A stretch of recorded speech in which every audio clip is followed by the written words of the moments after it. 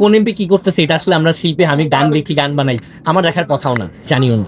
আমি জানিও না, আমার কোনো আইডিয়াও নাই, কারণ আমি তখন হচ্ছে বিভিন্ন গান বাজনা কনসার্ট এসব মিউজিক ছিলাম। এবং সো এটা যদি আসলে উনি বলে থাকে, আমি জানি না এখন এটা রিউমার কিনা, হইতে পারে এটা রিউমারও হইতে পারে, যদি রিউমার নাও হয় এটা কষ্ট দেয়, যে কেউ এরকম একটা কথা বলে এটা কষ্ট দেয়। উনার বাবা ইন্টারভিউতে বলেছিলেন যে মাশরাফি বলেছে যে আমার লাশটাও জানি নড়াইলে দাফন না হয়, মানে উনি কষ্ট নিয়ে এই কথাটা বলেছেন। এই যে মানে এখন আসলে মানুষ যাকে আগে খারাপ বলতো এখন তাকেই ভালো বলছে, মানে এক একটা সময় বাংলাদেশের মানুষ এক এক সিম্পেথি দেখায় এক একজনের থ্রুতে। এই বিষয়টা আসলে কিভাবে দেখেন? বাংলাদেশের মানুষের আসলে কি মন মানসিকতা মানে সিম্পেথির উপর কাজ করে কি? দেখেন, এটা আসলে কি, মাশরাফি ভাই যদি এটা বলেও থাকে, যদি এটা নাও বলে থাকে, যে কোনো মানুষ, যে কোনো মানুষ যে কোনো কথা বলতে পারুক, এটা আমি চাই।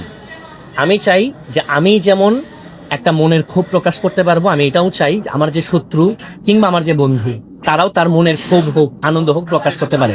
এটার জন্য 24 এত ছেলেবেলে মারা গেছে। সো এই জিনিসটা জারি রাখতে হবে। এটার জন্য ধাপধিপ করে অ্যাটাক করা যাবে না, যে না বলতে পারবে না, কারো গলা টিপে ধরা যাবে না, কথা বলতে দিতে হবে এবং সবার এটা লক্ষ্য করা।